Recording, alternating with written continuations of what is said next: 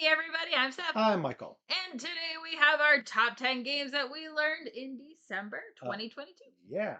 So, Yes. before we begin, now that it is 2023, I want to show off your awesome gaming calendar 2023, right? So, Yes. where you can put this on your gaming library walls and then get some really good gaming ideas all through the year, right? Absolutely. Yeah, so it's really weird. When Steph told me about her calendars for the first time, I was like, I don't need a calendar. She says, try it out. You'll like it. And I'm like, I've got a digital calendar. What do I need a paper one? She said, try it out. I love this thing. I used it all the time the first year I got it. I marked all over it. I put the convention dates down. I put appointment times on it. And I use this actually more than I did my digital calendar. There you go. So, It's a new year, so everybody needs a calendar. yep. And put in your link there. Yeah. For those of the You can chat. get it at, for those of you who don't see the link, it is at Steph's Shop. That's with two S's in the middle. Steph's Shop .ecwidequid.com. I'll have it in the below if you're And you'll watching have it, after the yeah, fact. down here. So, yeah, Yeah. So yeah, I just wanted to mention that, and hopefully you guys enjoy my lovely, awesome gaming calendar that's right. And you do one of these every year, right? every year. And it's usually for what, $15 plus shipping? Yeah. Yeah. And if you want the 2022, or do you even have any 2021 calendars left? Yep. $5. Something like that. It Yeah. might be cheaper. But yeah. So check that out. And right now we will get into our top 10 games that we learned in December. So December was, I think, an okay month for games. It's got some really standout games at the top, though. Yeah, we got some solid games in the in betweens. So yeah. Yes. Starting off, my number 10 game. Yes. From Pandasaurus, we've got Orichalcum. Yes. So, Orichalcum is a game where you are going to be filling up your map in order to create orichalcum metals, which is like this metal that you create medals from. You can also position tiles on your map so that if you've got four different tiles in a little diamond formation, you could drop a temple on it. Or if you have multiple of the same land type, not different land types, in a group of 3 or 4 or 5, you will get the attention of one of the four gods. And then that will also give you extra powers and potentially victory points. You can also build buildings on certain land types. So Mhm. the main mechanic for of all of this is a drafting mechanic where you are going to have some cards are going to come out that they're going to have some sort of power on. You'll also have either a one spot, it's like a little one circle piece, though they could have just as easily been hexes because everything is laid out on a hex grid basically. But it will either be a one spot, a two spot, or a three spot, all in a straight line. There's never any sort of Shape. L-shaped No, yeah, lines. it's always So just it's always in a straight line. And it will have 1 to 3 different terrain figures on it. So the only rule is that you have to place land next to existing land on your map. You've got to keep everything on your little island. So you're going to get a point for getting the attention of a god, a point for every temple, and a point for every orichalcum medal. Um, if I have created 3 forests together, I'm going to get the attention of the forest god. But if she gets 3 together, she's going to steal the attention. And here's the catch, you can only have the attention of one god at a time. So if you get attention of a second god, that first one's going to leave unless you've got certain buildings built, which you can, that will help you keep the attention of maybe 2 or 3 gods at a time. yep. Like I say, each of these things is worth a point. And the first person to 5 points is the winner. And therein lies what I think, and if I had to guess, what Steph thinks is the biggest downfall of the game is that it is a race to 5 points. And if you know Steph, you know that Steph does not care for race games. But I think that you enjoyed this game. The whole experience of playing the game is a lot of fun, and I like what it's doing. I don't like the race to the end, so that's why it actually did not make my list this time. But I bet it was close, it but was, not quite there. yep. So yeah, that's I think that you had said it's a good game spoiled by a race mechanic. So and that For me, yeah I know a lot of people enjoy that mechanic, so I think it will work really well for a lot of yeah. groups. So the buildings have to be built on certain land types based on what gets drawn at the time. So you've got drafting that's going on, which we love. You've got things in a market that we both really love. If there's a little bit of push your luck with fighting monsters, Yep. um, and it's all very simple. It plays out pretty quickly. We're actually going to stream it immediately after this top 10, so it will be in the YouTube after. It'll be, if you're watching us on live, then we'll show it off. So By all means, it's not a bad game for those of no, you who love race mechanics. This might be exactly right up your alley. yeah, It's it's got pretty. it's got multiple. I think 4 different actions that you can take, whether you want to build buildings or fight monsters, or uh, create a medal or a temple. All of these actions are available with the cards that you take. Um, so Yep, first one to 5 wins. Um, it's got really solid bones in this game. Be sure to check out Orichalcum from Pandasaurus. yep. My number 10 is Avatar: Last Airbender Fire Nation Rising. That's a mouthful. So Uh, you played a lot of Rising games. I've played almost. I think I've played all of the. Maybe not Star Wars. Plankton Rising. Yes. We haven't played the Star Wars Rising or Empire Rising, whatever it is. We played Harry Potter, Death Eaters Rising. I've played Thanos Rising, which I'm not sure you have. Yes. You say I haven't? I think I have It somewhere. wasn't with me, but maybe you played it Right. otherwise. I think I might have played it over. But yeah, so there's a whole bunch Batman, the the Batman Who Laughs Rising. last one, yeah. Yes. Yeah, all those. All the Rising games, and they all play out very similarly. Yeah. And I actually have no connection to the theme. I don't know any of the Avatar Last Airbender series, but obviously I do think that people who do like the IP will really enjoy this. It's cooperative dice rolling, and you need to try and work together to defeat the bad guys that come out on display, and you're trying to recruit more guys so you get more powers and build up your team. So it's a everybody gets their own turn, so it's the type of cooperative game where I can't tell Michael what to do with his dice and what You can. I can, but you can do your own thing. So Exactly. I like that you're controlling your own little area and what you're doing. You can talk about where you want to try and go to like help defend the different areas.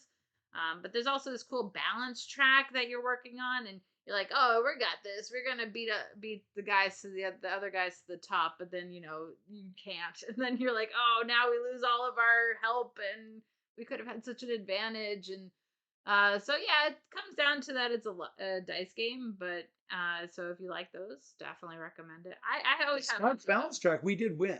Yeah, despite not getting to the top of the balance track, we did win. I don't know. You had some really good rolls. I had some really terrible. I'm never helpful. Exactly what happened. But I always like the chance to try and recruit more dice and do more things. But I'm just so bad. So the bad guy in the middle is Fire Nation. That is Rising. Oh, is that his name?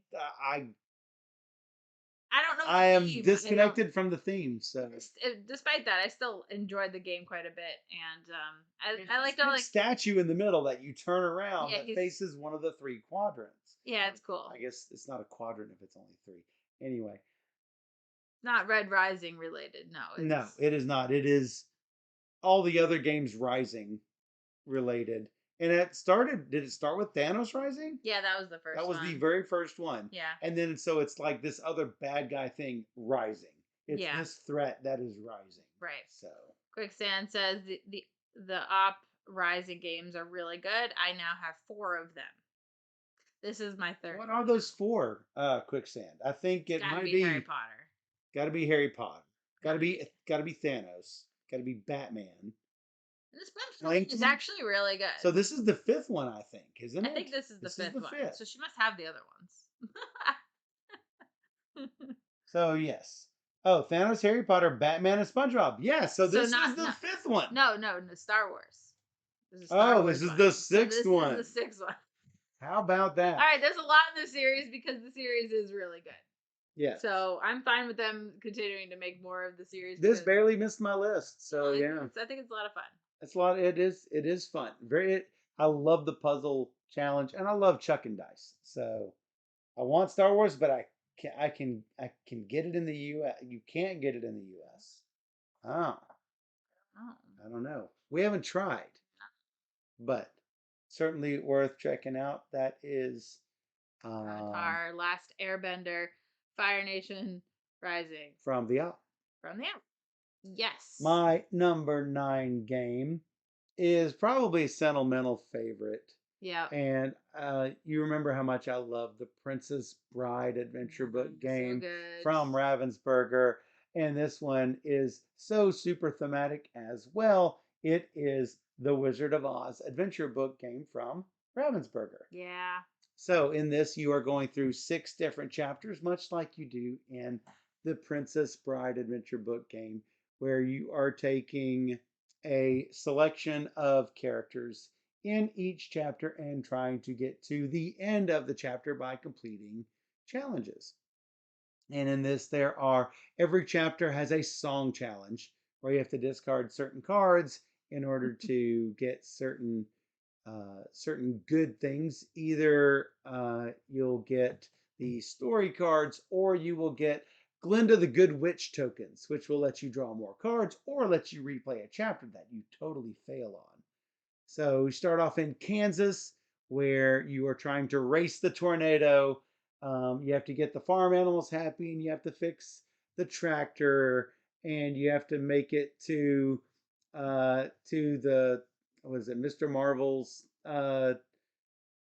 little market thing where he's selling whatever, and get back to the farmhouse before the tornado gets to the farmhouse. And then you're teleported to the land of Oz, starting off in the land of the Munchkins, where the Wicked Witch is most completely dead.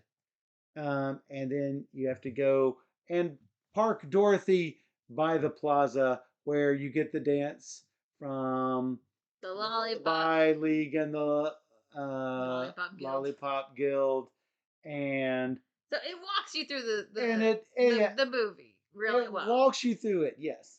And so Glinda will be going. You'll have you start off with the Dorothy character, and then the farmhands. Then you get Dorothy and Glinda, and then you start off with Dorothy and the Wicked Witch is jumping around throwing fireballs as you are trying to get the Scarecrow and the Tin Man and the Cowardly Lion. And as you get them, they are now part of your group. And I think it's really cute. If you get all 4 of the characters together, they can all move as a group with one card. Only if you dance. Because you're off to see the wizard. And you go into each chapter one by one like that until Scarecrow gets his brains and Tin Man gets his heart and Cowardly Lion gets his courage. And it's really cute. It is. So if you play this, definitely make sure to have Wizard of Oz in the background. And we did. Playing. It helps. It makes the game like so good. And this one also just barely missed my list. The adventure books are really nice. Definitely thematic. We actually played it the other day on stream. It took a couple hours to play through all of it, and we had a great time. And you treat it as 6 separate games. I treat it as one game like it is meant to be. Because if you lose one, you lose. You lose that round. No, you lose the game. No, the entire if game. you have a star, you can replay it. Well, then you haven't lost yet. No, but you lost that round. No. Yeah. So, agree to disagree. Yeah. 6 chapters is one game. That's how it's designed. The Wizard of Oz adventure book game from Ravensburger is Yes. my number 9. Yeah. I could never play this game. Movie traumatized me as a child. Oh no. That's fine. Nice. You don't need to play it. We won't make you Hey, play it. there's the Princess Bride adventure book game, which did not traumatize you as a child, I would hope, unless you're traumatized by the ROUSs. All right, my number 9 is Beer and Bread. Whoa. Whoa. This one we haven't showed on stream yet, but 2-player game. yeah, it is a stream pile. 2-player game. Apparently, one of 3, the first of 3 in a series. It's good. I think So they're more all. coming. Yeah, there are more coming. They're. I don't know what the other games are, but apparently they're all very different. In any case, this game is 2-player only, as we said. It's a card-driven game where you're trying to upgrade your different areas of your farm and trying to make bread and sell beer and manage all this. And it is very Knizia in that your lowest stack will score. So if you get 10 with beer and then 15 sold with bread, then you're gonna score 10 points for Very the Knizia like. I feel like. That's the first thing. As I'm reading the rulebook, I'm like, thank you, Dr. Knizia. Even though Knizia had nothing to do with the game. Because it's a Scott Holmes game. Yeah. But it actually gave me more of a Uwe Rosenberg feeling with the farming and like the little bits that you got. It gave me a very But much. the lowest Yeah. one the lowest one Yeah, wins because it's very Knizia. It's trademark Knizia. That's right. But I think that, this will work well for anybody who plays 2-player games, for people who enjoy Euro games. It's pretty quick. You get good decisions because half the time you're drafting cards between both players, and the other half the time is you're just working out of a hand that you've crafted from the previous round. So you're like, oh, why did I do this? I didn't want these cards anymore. Like, they seemed good at the time, but not anymore. Okay, so you have to kind of plan a little bit. And it's nice. I like it quite a bit. Yep. So that's Beer and Bread from Deep Print and Pegasus Spiel.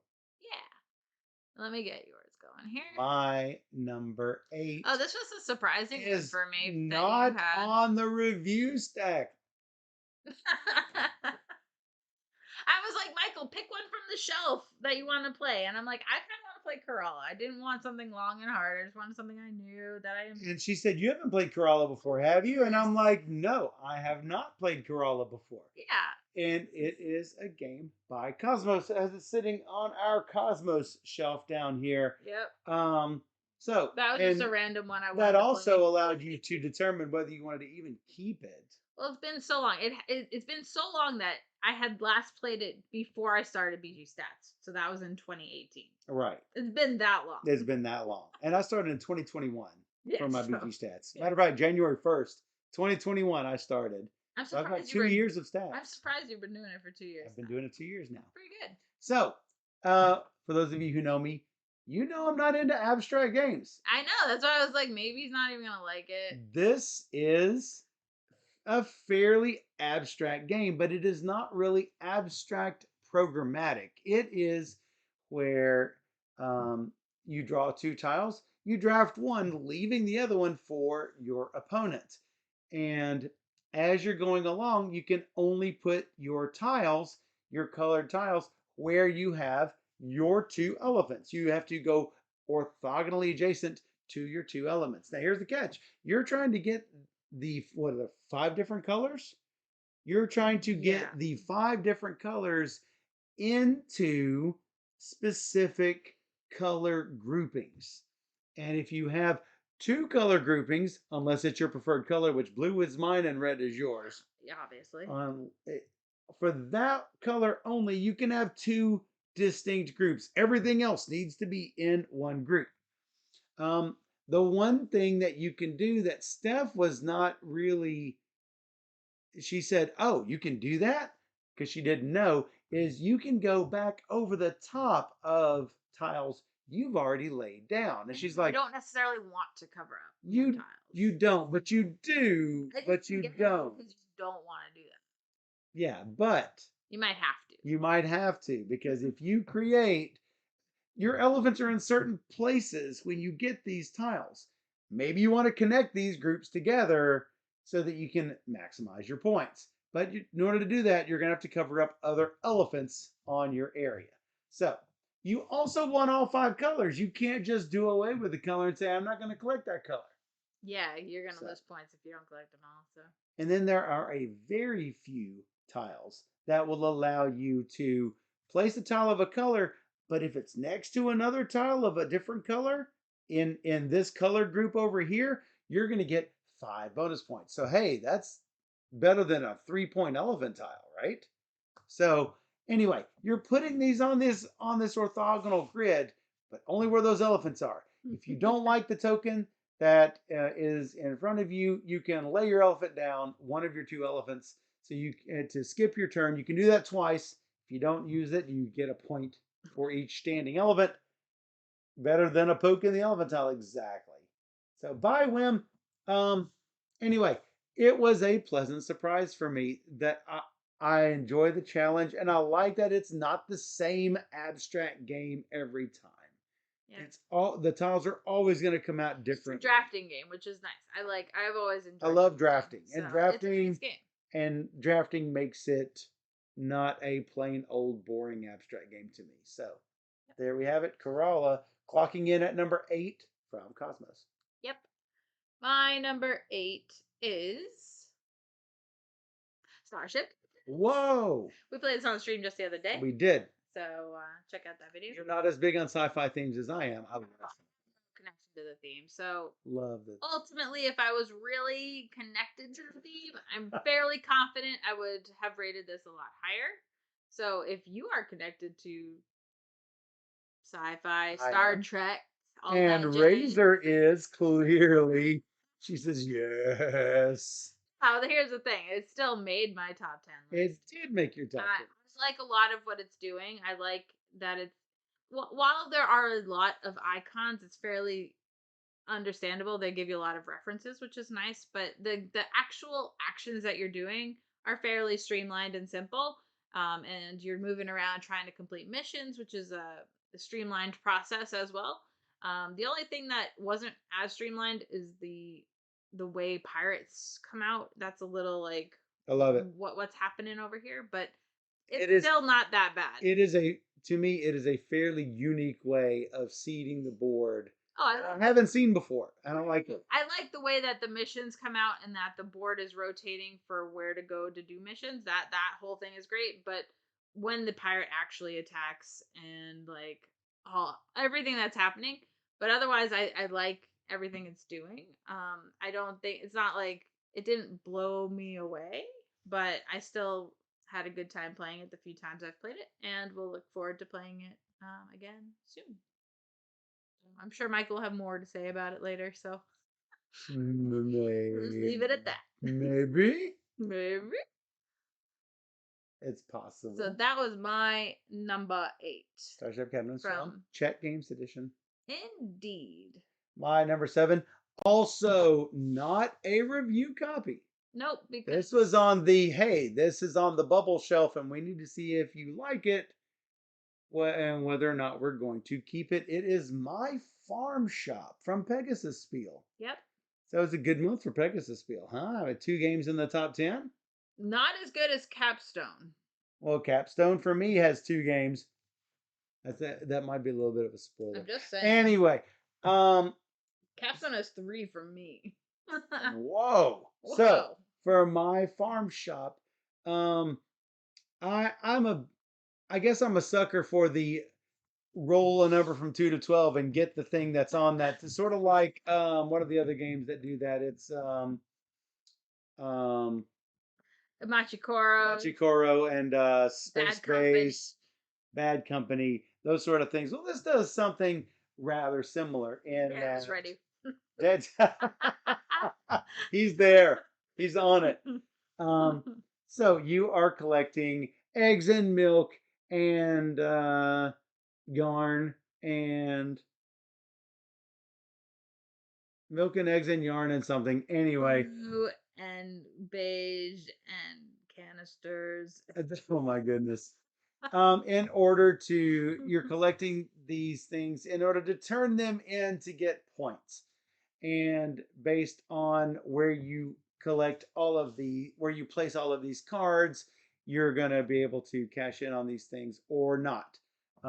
If I roll a set of numbers, I can what It's like and puppy dog tails. and puppy dog tails. No. So if I claim one number, Steph is going to be able to get the other number, as am I. So I've got to take one die and I'm assigning it to get a card. Yeah. And then with the other dice, I am claiming something, but Steph is also claiming something. She just doesn't get the card.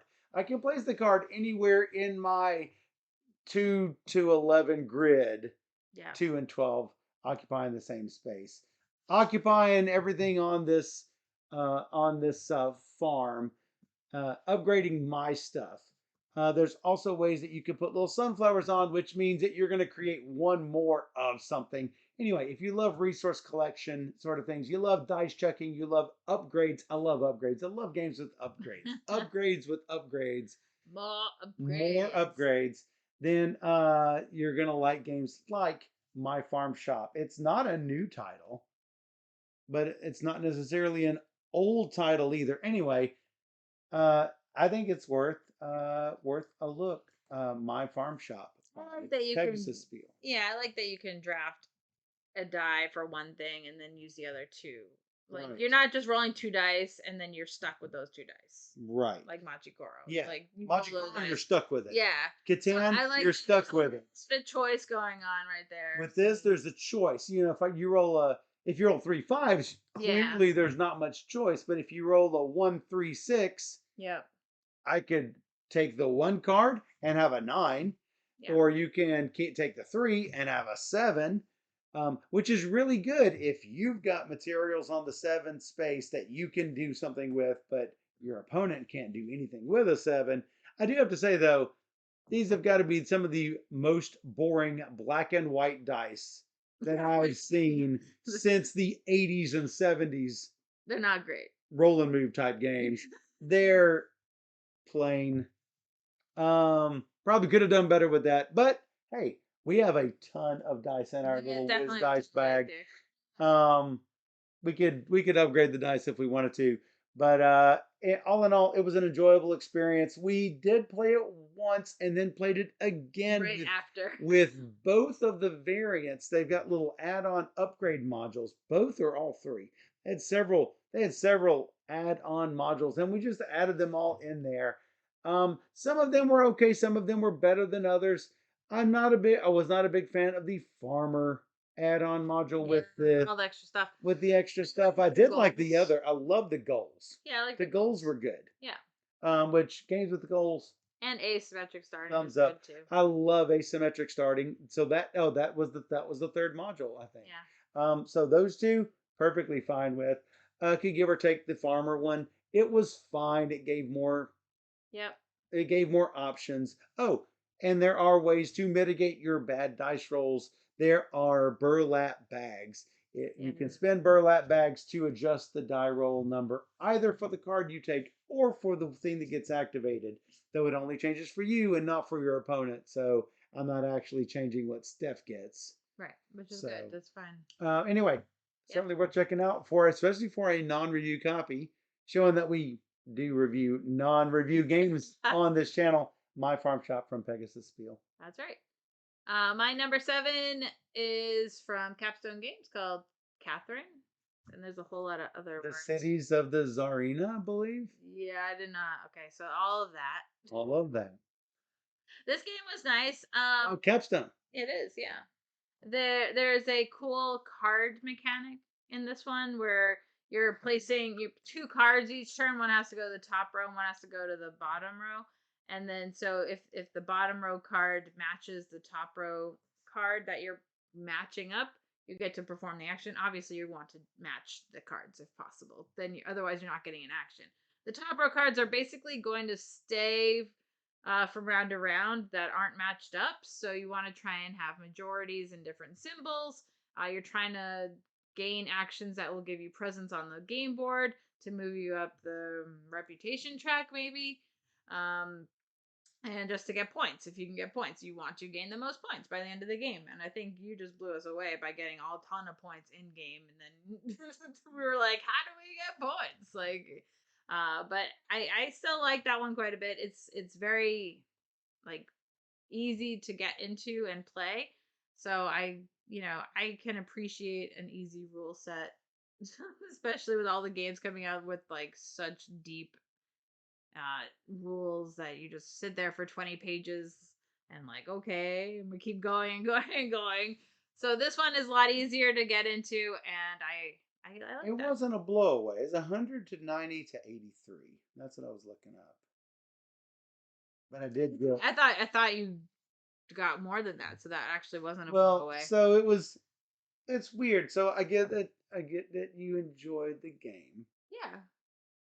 but I felt it was super luck dependent based on the cards that you get. And that's why it did not make my Kind of cards. You list. always have cards to choose from. So None of my cards seemed to be what I wanted them to be. I mean, mhm. ultimately, it worked out for me, as you see You from the found other score. strategy. I That's found all. other strategies, but it did You not. wish it was more of a drafting where we I pass don't know. cards It around. didn't just. There's something that just did not click for me. Well, we'll play again, and We then will play on the we'll stream. see if that It changes your is mind. it is over on the streaming Pile. up to bat now on deck So we will area. show it off eventually, and yeah, I mean, I look forward to playing it again. Maybe it could rise on my list based on how that play goes. But that first play, Yep. despite the win, I just didn't feel satisfied with that win. Yep. Nope. So That's totally fair. But I'm glad we got to play it, and I look forward to I trying it agree. again. Catherine from Capstone Capstone. Games. Yep. My number 6 we are on, I believe, is Beer and Bread. Oh, I did it wrong. Uh oh. Yeah, you have my number I 5 on did deck, it wrong. don't you? Uh oh. All right. Well, keep So, talking about Beer and Bread from Capstone Games. So, it. since we have already talked about this, I won't go along with it. I think you're trying to collect barley and hops and I don't know, Wheat, wheat and all the stuff that you get when you are creating water, lots of beer or water. bread. Yeah, tons of water. Um, and other resource management games have come along and done the whole, hey, collect this stuff in your warehouse that only holds so much and then create stuff. Other games have done that. What I liked about this was that you've got the dual use cards where you can either use it to collect materials, which you will also get these cards back during the winter, or you will place them as upgrade cards. And whenever you place those upgrade cards, you're also cleaning whatever you've baked or brewed, or both. Hopefully, both. You want to optimally bake a bread, brew a beer, clean them both up with an upgrade. Also, all of the things that you do might give you an upgrade when you clean. Like mine had get a water when you clean. Some of them might give you an upgrade whenever your opponent uh, collects materials, you get a free water. There goes the Alexa again. What I like is that it's basically every card has three uses, and you can use it for one of the three things. Right. And like, I want to use it for all of the things. Like, So during summer, there's going to be a lot of resources available. During winter, there's not going to be a lot of resources available. And you are using just these cards that you've got. In summer, you're drafting back and forth. In winter, you're stuck with these cards yep. that you have put down in front of you, plus some random ones to bring your hand up to the normal level. I think that the upgrades and the way that the summer winter mechanics happen, I think that those sort of things are unique to me. So, um, it was overall an enjoyable experience. Yeah. So, Beer and Bread from Deep Print and Pegasus Spiel. And Capstone. Oh, is it a capstone game as well? Yeah. What? This is Capstone. Well, it says down there. And I gotta see the deep print is like right here, and then the Pegasus is over here by a small friend. I thought it was just them. I did not know it was also capstone. yeah. How about that? Lots of capstones. And that is also on our to be streamed, I believe. Yep, we're gonna be playing that sometime in the Sounds near future. sounds good. On to your number 6. My number 6 is actually your number 5. Whoa! So we got like sort of crossover. That is a crossover. That's not a sort of crossover. Well, I mean, It's like right next to each other. like your 6 and my 6. Right. It was my 6 and your 5. My 5. So it's slightly higher rated for you. Or I just didn't play. So there were some games I did not play of yours. That's true. So that's probably what happened here. That's probably what happened. And that game is Terra Nova. Terra Nova. From who? Capstone Games. Clearly the winner of the December games. This is a game I want everybody to love. You know why? Because I want more. I want expansions for it. Well, so yeah, that's the thing. So Terra Nova is the streamlined version of Terra Mystica. Yes. Taking away the tracks and all of that stuff. Yes. Um, Actually, like tracks. I think that's fine. I also like tracks. But I also don't mind the streamlined version of it right here. Agreed. Now, is this going to fire Terra Mystica for those people? No, I don't think it's going to fire it at all.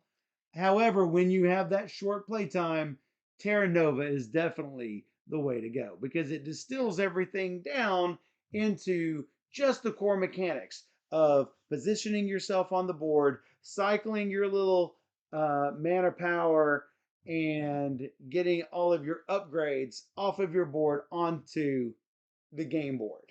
Yeah. I think it does it really well. I like having just like the one resource is money. They streamlined it really well, and by no means is it a kid version, like a junior version. You know how sometimes there's like My Little Everdell. Well, even My Little Everdell isn't really a junior version, but it's a more family friendly. Yes, and I would say this is also more family friendly, but it's not like My Little Everdell just missed my list too, just so you know.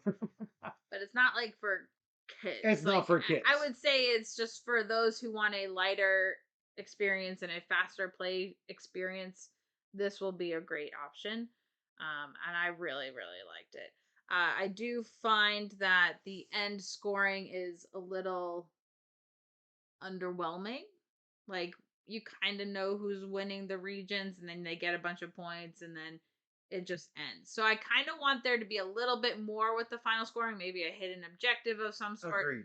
Or that you just can't really calculate, and that you don't know exactly what's going to happen. That's the only real criticism I have of the game. And that's probably why it didn't end up higher on my list as well. It's for that same complaint. Because when you get to the end scoring, basically the only thing you end score for is where is your contiguous group of things within your reach. Well, here's the catch with all of that. You're not going to be able to even build if something's not in your reach unless you manage to have a bonus action tile that gives you that reach. But why are you going to try to go for something like that just to stretch for an area if you're not going to include it in your group? Well, so basically that's like all of your things that you have on the map. They don't have to be contiguous. They just have to be within reach. And so just about everything is on reach. I think probably the only other criticism is the game board is the game board. It is very static. It is like Terra it's Mystic. just like Terra Mystic. It's not going to change. They could have done hexes. They could have done modular. Yeah, they could have easily incorporated something like that. Like they do with Gaia Project. Exactly. Which is one of the ways that Gaia Project improves upon Terra Mystica. Here's the good thing with Terra Mystica. There's expansions. So, yeah, I want there to be more for Gaia and or more for Terra Nova like there is for Terra Mystica. Yep. But right now, I am enjoying it, and I'm happy to continue to play it. I still want to play other races because I haven't played them all yet, and I really like it. And it is certainly a keeper at number 6 or number 5 for me. 5 for you. From Capstone Games. Yes. Your number 5. Oh, my number 5. Your number 5. This one you didn't actually get to play. I did not get to play this one. What is this? This is the thing. Had you not played this, Terra Nova would have been bam right there in that number 5 position. This is called Fun Facts. Fun facts. I played this one at PAX with Stefan because Mhm. he works for Repos, and so we had a big group of people. Some people I didn't even know at the This is your table. only PAX game that made the list. Yeah, I didn't get to play all that many, but Well, it's not really a gaming con. it is We've ish. ish. I was working, but Yeah. yes. I mean, it's an industry All con. right. We've talked about industry Yeah, cons versus game cons I know. before. All right, so Fun Facts is the new party game from Repos. They've been coming out with a party game basically every year, Mhm. like Just One, and then there was Soul Clover, and Really solid ones. now Fun Facts. Okay, so this one is basically you give a question like, okay, you can play this with totally just without having the game. You don't need the questions that are in the box. Whoa. You just play it. So tell me the questions. So I don't know. Like I could ask you, what's your ideal game collection size? And everybody at the table has to write down their answer. Whoa. And so then I start. I put mine. 2100. No, I put mine in the middle, and then Michael says, "I think I have a higher collection that my ideal collection is higher than Steph's." And then James will go in and be like, "I think I'm lower than both of you." And he Or in the middle. or in the middle, or in the middle. And it comes back to me, and I'm like, "No, I'm pretty sure I'm lower than James." And then we reveal and see how well you No, do. wait. So okay. So you did yours. Yeah, I do it Right. so the first person. You can reshuffle Reposition. yours. Can I reposition? No. Oh, Only that's the where it first stops. person who goes Only the first person. Yeah, it's like it's like okay, and so you can do this with just any game really, and you just put your name on the back of like a whiteboard and Bree says all. all. No, not all. Infinity. My collection, my ideal collection size would be maybe 1,000. Like that's Wrong. not wrong. Or like okay, so any of the Go ahead. questions. Get rid of 1,100 of these. I dare you. So really, you can It'll end up being say 1,100 of mine and 1,100 of hers. any questions you want to play with and that require some sort of number answer. Like I think one that Edward had that was how comfortable are you speaking in front of an audience? And Edward's like 100%. And I'm like, yeah, like 50%. Like if I have to give a presentation on something, I'd be like, So I'm always nervous about doing it, but I always do well at it. yeah. So I shouldn't feel self-conscious No, about it. exactly. You should be on the higher. I think I said 70. Well, see, that's the thing. It wasn't like Edward confident. Like I knew it wasn't up there. I do have a story about that. When I was in Oh my god. when I was in training to as an intel guy, we would always uh, have our own stations and everything. And the person who had been at a station 2 days in a row would get to be the leader of that station. Well, the leader of my particular station had to be the one that briefed the general that night. Well, they knew I would have no problem briefing the general, and they wanted to make sure that I was giving the information to my second in command. You know what I'm saying? Yeah. So the instructor took me out in the hallway, pinned a note to my chest. I looked down at it, it says, "You are now dead." And so I went back in the classroom and did my Oscar winning death performance. And so I was not able to brief the general. So then I was a ghost for the rest of the day.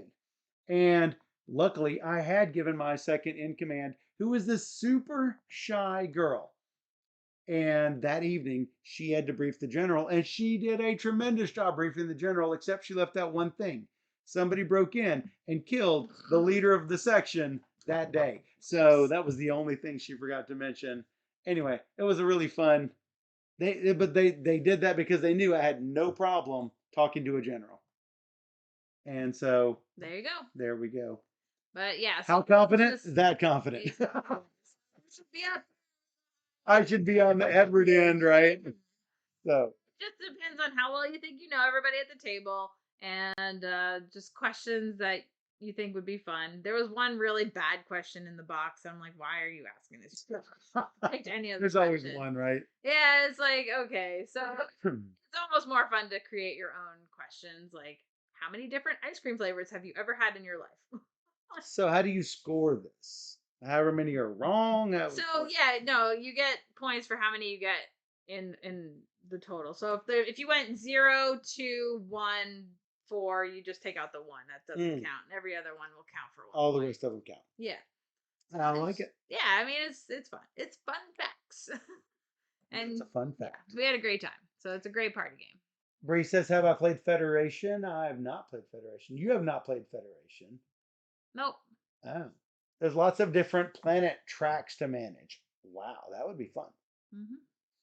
So, we are on what? My number 5? My number 4? Yep. My number 4 should be Bree should like this selection quite a bit. And it because it is from Lucky Duck Games. It is Once Upon a Line. This is super unique. There are a few games that, you look at them and go, why hasn't this been a game before? Things like Picture Perfect. Why has this not been a game before? Arranging people and taking the picture. Why has a game like this not existed before? In Once Upon a Line, it is a scenario driven, chapter driven game in which you start out as one adventurer and you are trying to uh, go through different things. You're trying to locate your lost bee. And I don't mean little bee like this, I mean a bee on which you can ride. And when you find her, then you've got to also find your friend who you've got this little secret crush on.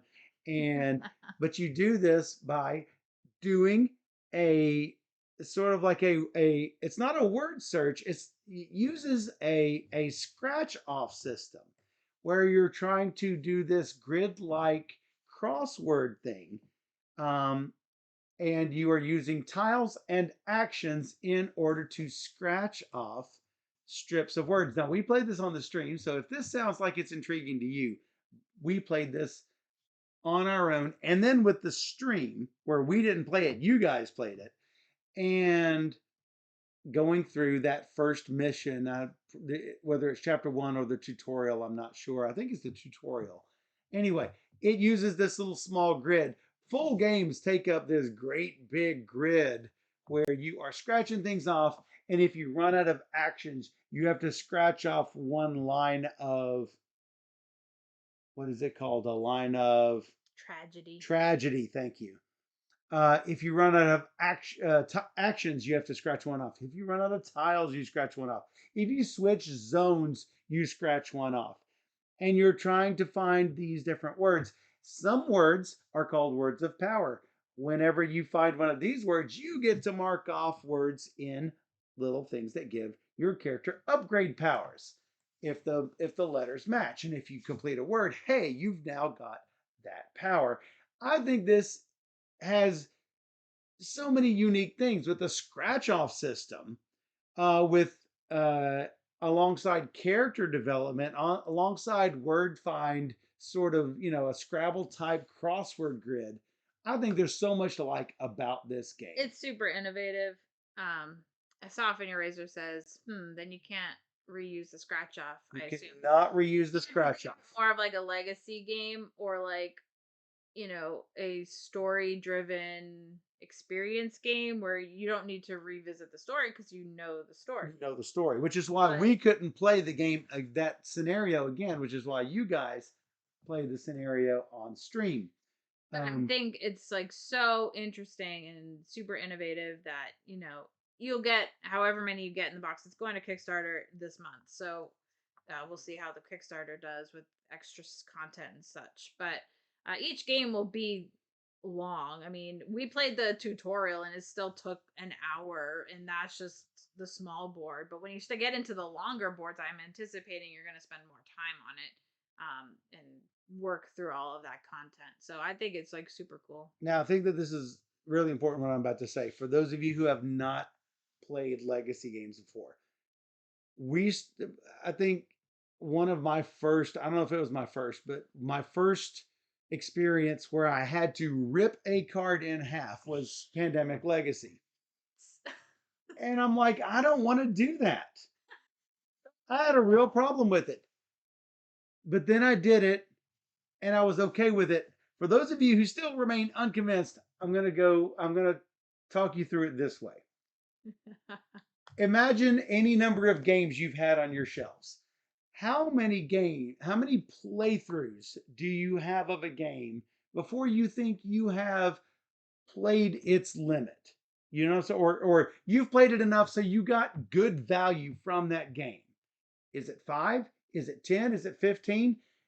With most legacy games, you're going to play legacy games somewhere between 12 and 24 times before it is done. If you played a game 12 times, do you think you would have gotten good value from it? Let's think about a movie that you go see at the movie theater. It cost you what? Depending on when and where you go, somewhere between $5 and $25 just to get in the door, not counting refreshments. And you're in there for an hour and a half, 2.5, maximum 3 hours to get 12, 1 to 2 hour sessions of enjoyment. How much is that worth to you? To me, I think that helps take a lot of the sting out of legacy games, looking at it that way. Am I getting a good 12 sessions of playtime out of it? Yeah. And if so, Yeah. let it go. And it's so liberating. I promise you, give it a try. Mountain Popa says it's way cooler than I thought it would be. It is. It's way cooler. You think it's going to be a terrible experience to rip a card, No, he's talking it's about the not. actual game. Oh, the actual game? That's great. Yeah. But yeah, also ripping a card, also way cooler than you think. You think it's going to be a devastating experience. It's not. You just, I'm not going to get resale value out of this game. So what? Yep. And Softener says, I've taken many scissors to cards in exit games. Jelvy's like, ripped cards, just go to the bottom of the bottom hidden under this insert. I can't rip a Yeah. card. You know what? But that's okay. You put it to the bottom, and if you wanted to pull it back out again, you can. We've done that before. Quicksand says, if I play a game like 3 times, I feel like it has value. Sometimes Exactly. Sometimes just once. Yep. And you know what? All of these games that are sitting on the shelf, if we don't end up playing them, if we get hit by a bus tomorrow, my kids will play those games. I'm not getting hit by a bus. And if my kids don't play those games, somebody will get good value from those games. Yeah. You know what? It doesn't bother me. Yep. I can't let it bother me. But yeah, this is a super awesome game. And yes, movie theaters are super expensive. Very impressed by it. So I'm excited to see more of it and play through all of it whenever I get the chance. Exactly. So I can't speak highly enough of Once Upon a Line from Lucky Duck Games. Super innovative, super creative. Great job, Bree and Lucky Duck. Yeah. Beep boop beep boop. Beep boop. Okay, my number 4 is Brazil. Imperial. Imperial. This game Right off the bottom of my list too. Yeah. Oh, I wasn't sure. You need to play it again, and I need to. Play I need it to again. play it We again. both need to play it again. We always played. We've got it. Yeah. On deck. Yep. And this game most reminds me of Scythe. There's a lot of different. You choose one action on your turn that you're going to do. You can possibly upgrade these actions throughout the game. You're going to be getting some cards that will give you some ongoing bonuses. You have a unique player ability. You have your own little starting region where you want to try and expand and build buildings and gather resources and uncover new lands by exploring. So there's a lot that you're doing on the board, and it's all about optimizing when and how to do it. And so I love all that. I think the game is really interesting. It's beautiful. I think it's like a stunning game. And so for me, the game just works.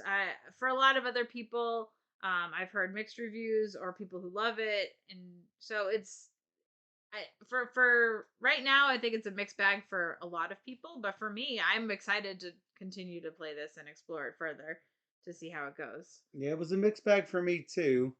You were talking about people being in your land, but then Dan said, "Well, I didn't invade your land." No, but you were coming close. I was. Yeah, and you Dan he was pushed to the border. coming. You I were went like, over just to explore the tiles that were there. no, you're coming to take me over. No. I did end up taking over one of yours I because it know was you did just because it was a the target right of opportunity at right, the end. right. But that's what you're supposed to do.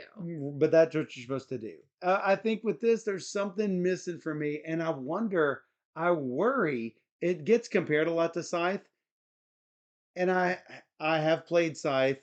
I played the blue faction, and I had a miserable time playing I it. knew he would, because blue is the worst. Blue, that's what, and see, that's what I've heard.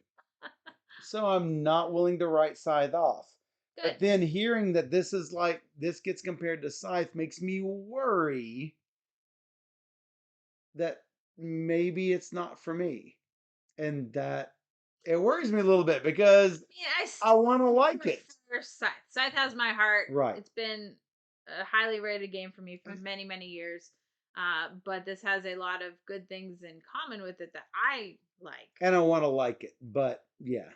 I think someone on your blog mentioned, with this and Scythe that, yeah, there's combat, but it's not really combat. Maybe there ought to be more. Mhm. Um, So we'll yeah, see. we'll see. We'll see. We'll see. So, definitely, I mean, I'm sure it's up many people's alleys because, I mean, Scythe didn't, jump high in the rankings for nothing.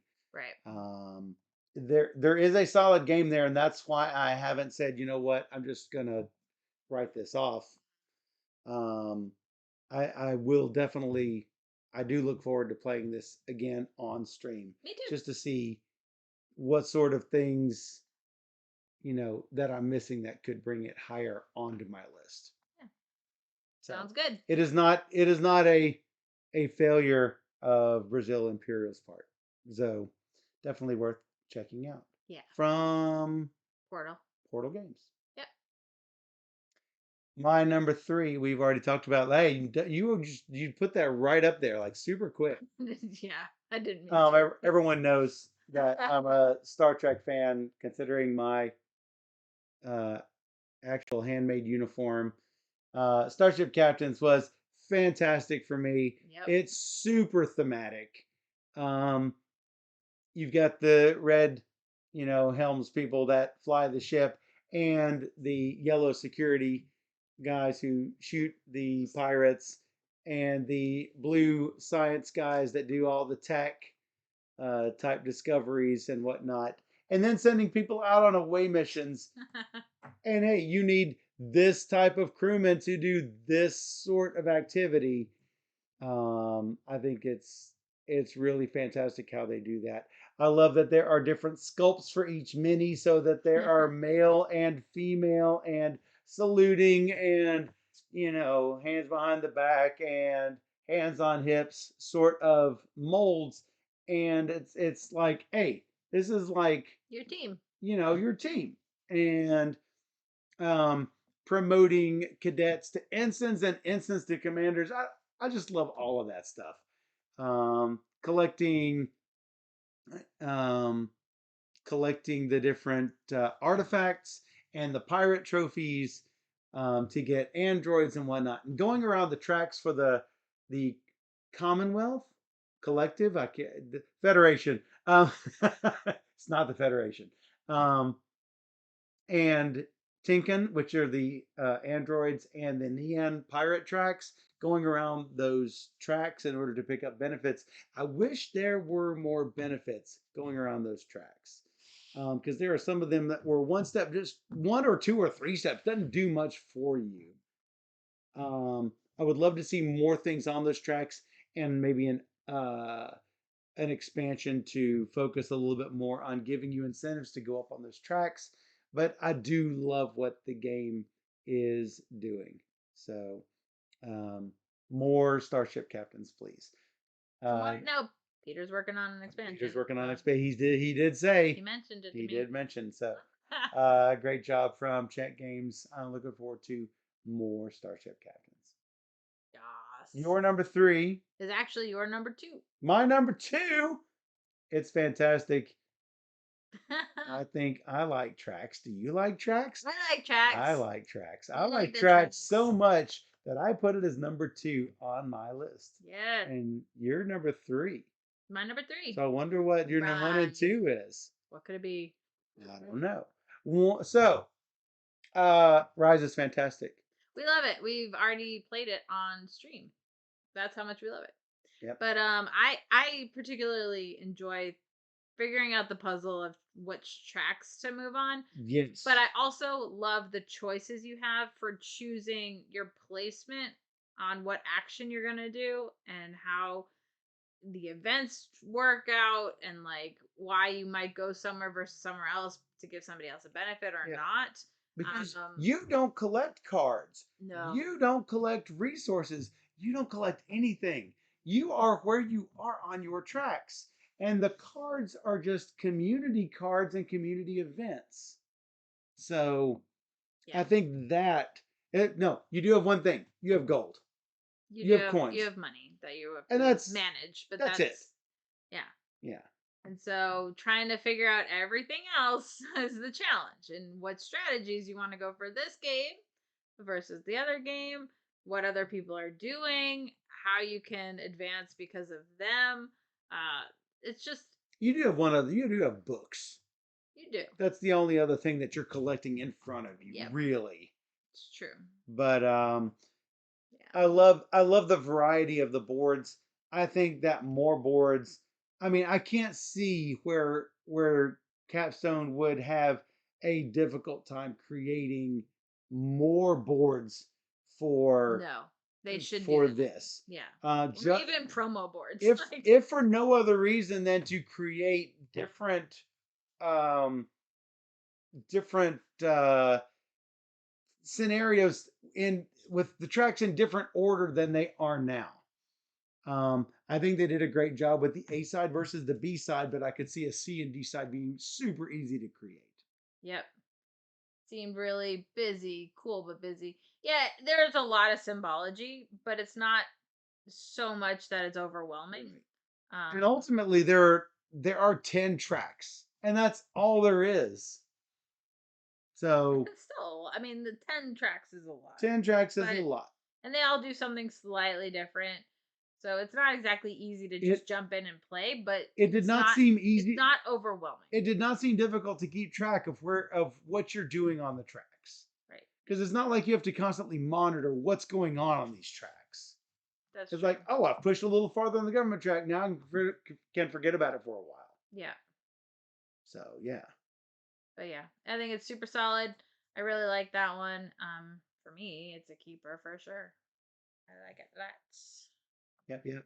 Um, Rise from DLP and Capstone Games. Capstone with their third game on your I list. mean, it's a lot. I mean, and I guess third game on my list, It's actually considering the I fourth did not one. know. It's the fourth one on What? my list. Beer and bread, Holy Catherine mackerel. Terra Nova, Rise. Capstone killing it. They're definitely killing it. Yeah. So that's a pretty solid month for Capstone right there. For real. For real. Yeah, more Rise, please. Yeah, I really like that one. Your number 2. My number two. Hey, guess what? Hey, Bree. Hey, Ray. Once upon a line. Number 2 this month. So cool. And it would have been number 1 if not for another game. Sorry, I played one at the very end of the year. But it is so unique. I'll be shocked if it doesn't make my top 22. Of 2022.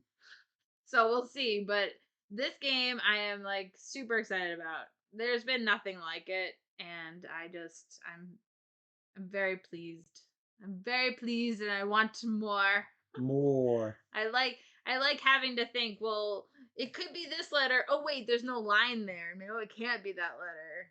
Like I like that little even that little Yeah. just like The line marks it's the not end or the start of a word. it's not Yeah. obvious, but it's You subtle can miss it. You and you can can miss it. And you do miss it. I don't know. There's something really fun about Oh, that game. here's the other cool part about this game. At the end, when you're fighting the final baddie, there is a riddle that has to be answered. And you think, oh, It's a riddle that I've seen before because I've played a billion of these games. No, this was different. For me, it was anyway. I mean, So you and the chat and Dan all knew it immediately, I did know it immediately. but I'm sure that they get harder. So we'll see how far we get. Yeah, um, sure. and yeah, I hope everybody gets to check this one out. I can't have enough good things to say about it. So, um, do it, play it, See, love Heroic it. Logic said Once Upon a Line was neat. Yeah. See, Bree? Everyone who got to play it in the chat really, really enjoyed it. I Oh think. yeah. I personally think Yeah. that yeah. It's super I different. remember Mountain Popa Yes. saying, "Do it," and Yes. then Jelfia coming up with different ideas, and so yeah, I think the chat Got into really it. really got into the game Yeah. and the storyline, It's awesome. and they were looking for those little underlying Yeah, you think marks. about things. So You like have we to. didn't think about things in our tutorial and they didn't think about things in their tutorial. But then you go back and you're like, oh, that was so obvious. I should have done Oh, that. we messed up a rule, guys. We started off. We would have been just fine. We had to start from the word, not the single letter that That's we right. had. Ultimately, I don't. It's not an asterisk game No, because we would have just gone the other it's the direction, same difference. especially since the word did exist, so we would have been fine. Yeah. So yes, we have a question. When is it dropping As far on as I know, the Kickstarter? 17th, and I haven't heard anything otherwise. Bree will So, probably confirm here in the chat up here at but the top. I'm pretty sure January 17th. So, there's already a link. I'll get a link soon, but you can subscribe to the Kickstarter notification page. But yeah, it's super great. Everybody needs to play it and love it. Absolutely. Yep. She says I also have not heard otherwise. January 17th. Good. So that is your number two from Lucky Duck Games, Yeah. who has had a really strong year, I must say. Yeah, it's been awesome. Yeah. Our number ones are the same. Yeah. This will not come as a surprise to anyone, though we have not yet played this on the stream. Not yet. That is coming for sure. We played this at the end of the year. Sorry, Bree. This is what kept your game out of the number one position. It's probably good competition to go up against, though. Yeah. Because if you're going to lose out to something, you want to lose out to something big. And this is stinking big, It's isn't very, it? very big. It is Austin in charge. 36 pounds. That's okay. That's okay. Okay. It's 36 pounds of huge Frosthaven, clocking That's in right. at number one from Cephalofair. So this took an hour or two to punch and sort and Long time. everything. Oh, you're coming up with Once Upon a Line, the Butterfly's Breath I'm link getting there. that link. You are getting. Talking. I'm going to keep talking. So, Frosthaven is structured similarly to Gloomhaven. If you like character classes, this also has a bunch of character classes, starting ones from which you can choose, and other ones which you can eventually unlock. You are also working to develop the outpost of Frosthaven, and without getting too spoilery, I will say some of the differences that are that I've seen with Gloomhaven and Frosthaven. First of all, the starting character classes. They are not just like the Gloomhaven starting character classes. So for those of you who are wondering, hey, is it going to be just more of the same? Yes, but no. The starting character classes, the ones that Steph and I have chosen, are 100% different It's from what totally you different. get with Gloomhaven. I mean, it's like very different. Mine, without giving too much away, mine has, and it's a starting character. Anyone can start with it and Yeah. see it. Mine is a harrower with two halves, two personalities. I've got two separate 7-card decks to have to manage, and tough. it is a challenge. Yes, it's tough. I enjoy the challenge. That's good. I have a new retirement goal that I've not seen before, so that is good. Some of the differences between Frosthaven and Gloomhaven are When monsters drop loot, they don't drop a coin. They drop a loot token. I like this. This is great. They might indeed leave coins. They might leave multiple coins. They might leave Wood, hides, woods, metal. metal, herbs, all of these type of things that you will collect on your sheet. And when you get back to Frosthaven, what are you going to do with all that stuff? Use it.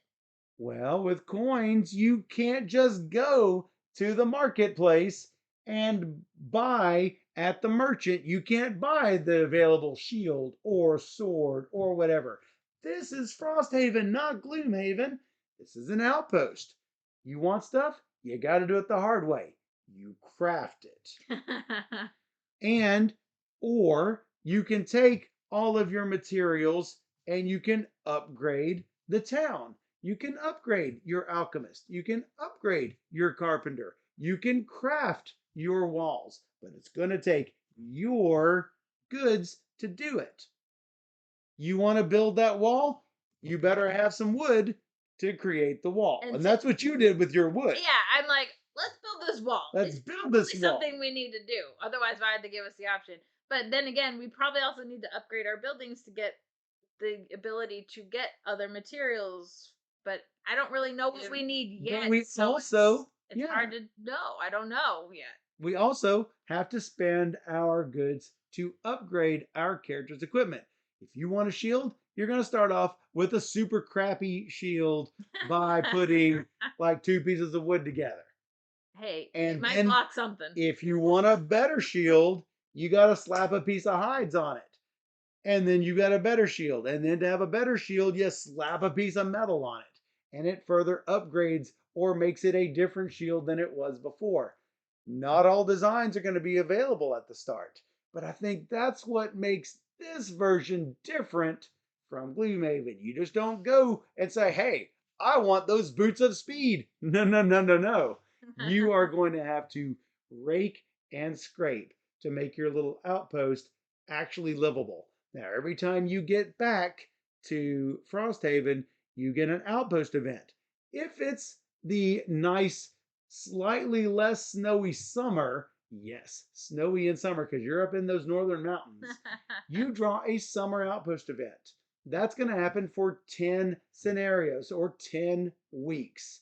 The next 10 weeks are winter weeks. Oh, yes, the snow gets deeper and the monsters only get fiercer in the winter. Scared about this. And we haven't reached that yet. We got no idea, but things are going to get rough. And hopefully we have defended our city enough. With improving the barracks will allow more soldiers to be trained, which will defend the city from all of these bad things coming in. And there is a town battle deck that's similar to your battle deck, but there's like a +10 and a +20 in it versus a +1 or +2, like you are familiar with your Gloomhaven decks. I think all of these things are really super awesome. Oh yeah, those monsters, they can damage and wreck your buildings. Hey, they've got to be rebuilt. So that would be sad. All of those things make Frosthaven slightly different. The AI is improved. The summoner, all of your summons, they don't just sit in one place anymore. They've already implemented this in the digital version of Gloomhaven, that your summons can follow you if there's nothing on the map. One of the complaints is you move up to a door, but your summon just sits there. Then you open the door. Oh yeah, now there's something to go after, and your summon has to catch up. No, now it will follow you if there's nothing to go after. So that's already been implemented in the digital version. So I understand Lucky Duck is working on an app for Frosthaven. I'm fairly sure I saw something that said it's already been released for iOS and Android. A PC version is coming soon. Bree says indeed. And I'll be honest.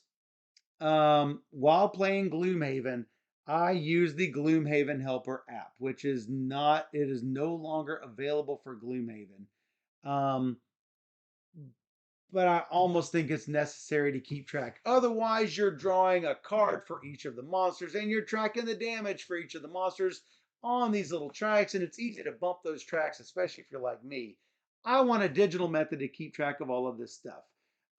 We are currently using a third-party app on PC.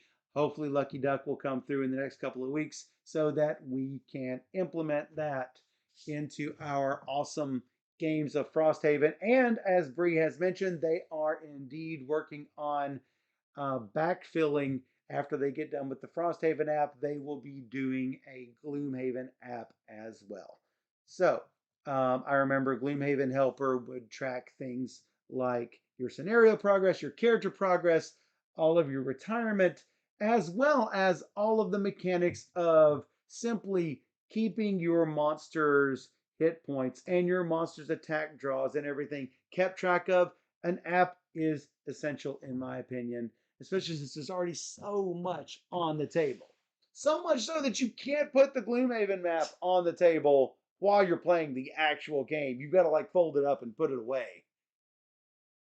Anyway, those are all the differences and similarities with Frosthaven and Gloomhaven. Now we're going to get the opinion of Steph, since that was my number one. Now this is your number one. Yeah, I mean, I think it's a lot. It's a lot. I keep wanting to play. He says no, it's too much of a burden to Okay, set up. so yeah, this is the one downfall with Gloomhaven, and almost made it. So it dropped to number 2 on my list. And here it is. It's the sad truth about Frosthaven. It's such a pain to set up. And this has been magnified several fold for me. So we um we used to on Thursday have Gloomhaven nights. Um Not and me. I've only played Steph would not. 2 scenarios of Gloomhaven, so my Gloomhaven knowledge is very, limited. So whenever we had Gloomhaven night, we had 4 of us basically scurrying to set up all of the maps and collect all of the monsters. And each of us had our own little thing that we did. I would go off to the little side table and start collecting map squares. James would go through and start setting up on the app all of the monsters that would be done, or pulling out the cards depending on what stage we were in. Anyway, we had several of us all pitching in to do. With us, there's 2 of us. And here's the other thing that has really spoiled me. I have started playing Gloomhaven on the digital PC Steam implementation, where it keeps track of the full campaign, the scenario, everything is digital, nothing is cardboard. And if you want to do a scenario, you click Black Barrow, you click Go, the map boards are on the table, all the minis are on the table. Everything is figured for you already. There's nothing to shuffle, there's nothing to set up, there's no counters to set. I am spoiled. I am spoiled now. And I'm not spoiled, and I And just want to play Frosthaven. and I'm like, I'm innocent. we gotta set it up now. Yes, I want to it's play it. I do too, but this year, because it takes a year to set up the game. And that's the only complaint I've got about this game. Well, 2. It needs an app. And it's a bear to set up. But it's very fun playing it. Razor says playing in real life is different though. How so? When I'm playing Gloomhaven with Sean, his face is no different than right here. I can punch you. I can punch Sean, but not immediately. Um, we're on camera together. We're playing it over Discord. We're talking things through. We see the board, the same board. I mean, It's no different. I don't mind playing digital games like She likes to touchy the pieces. It doesn't bother me. I have played computer games as long as I have played board games, since the 80s. Doesn't bother me any. Not one bit. but it has to be a good digital implementation. There are crappy ones out there. This is a good one. This is a 3D board. In any case, I really enjoy the game. I don't know if I enjoyed it as much as Jaws of the Lion, mostly because of the board, strictly because. But Jaws of the Lion really helped me understand the concepts and happenings of Gloomhaven, It had a much better tutorial than Gloomhaven, and so which had none. I would say if you're not familiar with any of it, you don't start with Frosthaven. I just wouldn't. Um, Start with Jaws of the Lion. See if it's what you enjoy. But like as heroic logic earlier said, well, I'd rather play Once Upon a Line than Frosthaven. Yeah, this game won't be for everybody. It just won't. But Agreed. I also think that But it did get to number one for a reason. right.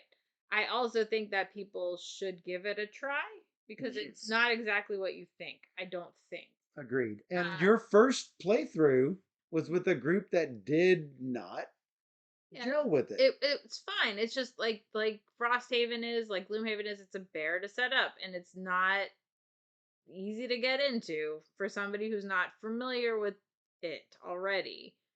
And so it's just it won't be for everybody, but I do recommend Jaws of the Lion first. Once you know it, then jump into something like Gloomhaven and Frosthaven. I do think Frosthaven is a bit more.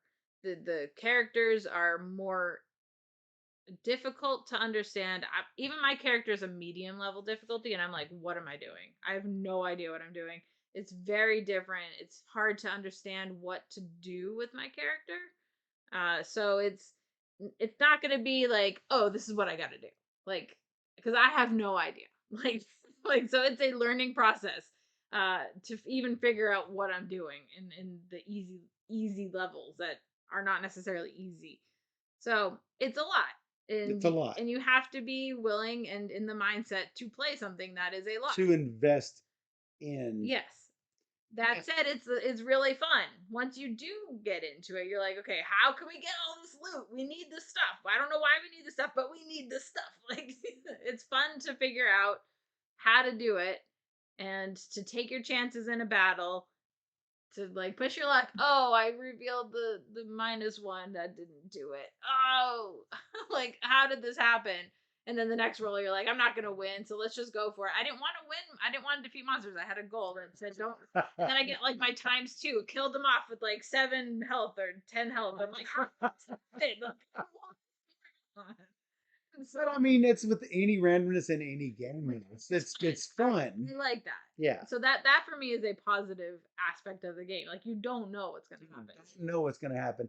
And it's a really fun puzzle to work out. I mean, ultimately, Gloomhaven and Frosthaven is a puzzle. How am I going to make my character survive with the few cards I have left in order to defeat all the stuff on the board and also get to that treasure chest over there because I want what is in that treasure chest. Fortunately, you can play through adventures and stuff multiple times, even if you've already beaten the level, which is good. I don't know how that's going to interface with Right. that timer mechanic with the Right. outpost summer versus winter event. So that's going to be It's interesting. gonna be hard. Um, Also, I think Gloomhaven had 90 scenarios. I think Frosthaven is clocking in at 135 scenarios. Now, let me tell you guys this. When I was talking to you about legacy games, if and you're probably not going to play all 135 scenarios, just like you're probably not going to play all the 90 scenarios of Gloomhaven, though you will play several of them multiple times. Mm. But remember, legacy games, how many times is a good value for you? 12? If you can play 90 or 135 Frosthavens, 90 Gloomhavens or 135 Frosthavens, is that good value? That's why it's so expensive, but it's probably worth every penny. Still, it's Probably not. worth. In my opinion, it's not that expensive. It's not. For what you're getting, What you get a lot. considering some Kickstarters these days are up around 500 or 400. It's like that's a lot of money. Agreed. This wasn't. This was is 130, 150. Yeah, it wasn't. It's not that bad. Like outlandish or anything. That was like decent. for what you And get. I mean, think about it. Yeah. That's $1 a scenario. Yeah. You'll get your money's worth just punching out the Oh my cardboard. goodness. Quick says did not really enjoy Joe's Lion, but I think it was more the theme that did Mm, pull me in. got And it. I like similar games like Journeys to Middle Earth, and super excited for Tidal Blades 2. Yeah, Tidal Blades 2 we played on the stream. Really, really excited for that one. I love Journeys to Middle Earth as well. So I like the big campaign games like these. Um, It's interesting though, because I put Gloomhaven and something like Middle Earth in the same sort of thematic category for me. no, Yeah, well, that's me. that's you, So not me. it's a fantasy sort of Yes, adventure game. but like you can't play Aragorn in this. Hmm. I can be my own Aragorn. No, Yeah. no. But yeah, it's just they are fantasy. I actually like the frost theme more than the Gloomhaven theme. To me, it's more interesting with like the snow, like what's gonna happen. I don't even It's know. you're more immersed in the setting in Frosthaven, where Gloomhaven is just random fantasy city. This Sure. is you're in a frost fort. It's much. I get the same sort of vibe as the Keep in the North in Game of Thrones. That sort of constant winter, sort of defending the wall, sort Sure. of thing. So I mean, yeah, so far that's what it's feeling like. But again, I don't get to play as Jon Snow. Like, Lord of the Rings is familiar. Frosthaven is generic. I mean, yeah, the names in Lord of the Rings are familiar, but I'm just random playing piece on either game, really, for me. So I don't really feel like I am playing Aragorn when I'm Aragorn. I am this character with these powers. I get it, though. I get it. so yeah, I am glad we played it at the end, very end of the year. I mean, it will definitely qualify for the top of the year. If it's not your top, I don't know.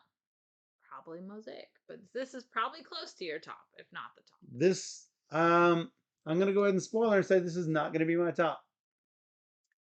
Fair enough. It will be in my top. That's It what I will figured. not be my top. That's what I also figured. So, Yes. I mean, we had some good games this year. We had a lot of good games this year. So I'm excited to see what comes of that. Yep. But for now, Frosthaven was both our number ones. Review my top 10. My number 10, Orichalcum from Pandasaurus. Number 9, Wizard of Oz adventure book game from Ravensburger. Number 8, Kerala from Cosmos. Number 7, My Farm Shop from Pegasus Field. Number 6, Beer and Bread from Deep Print and Pegasus Field. Number 5, Terra Nova from Capstone. Number 4, Once Upon a Line from Lucky Duck. Number 3, Starship Captains from Czech Games. Number 2, Rise from DLP and Capstone. Number 1, Frosthaven from Cephalofair. Yep. My list was similar, but my number 10 was Avatar Last Airbender Fire Nation Rising. Number 9, Beer and Bread. Number 8, Starship Captains. Number 7, Catherine. Number 6, Terra Nova. Number 5, Fun Facts. Number 4, Brazil Imperial. Number 3, Rise. Number 2, Once Upon a Line. And number 1, Frosthaven. Seems good. So we will be doing our top 10 plus 12 of 2022. Now with 120% more top games Yes. for our 2022 games of the year. That'll be next And week. that'll be on Sunday. So look for that video next week. And if you're following us on YouTube, then check out the video there. Also, you can check us out almost every Wednesday and Sunday night at 5 p.m. Central, where we usually play 3 or more games every night that we stream. And not just the new stuff either. We sometimes bring old blasts from the past.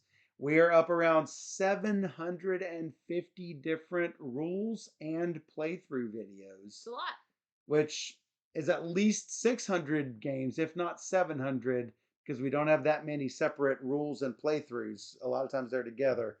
But yeah, you can find us doing that on twitch.tv/boardgamersteph or on the YouTube channel that you are probably watching this on. Yes. So follow along and find more games that you might enjoy. Absolutely. Yes. All right. Well, we will be right back.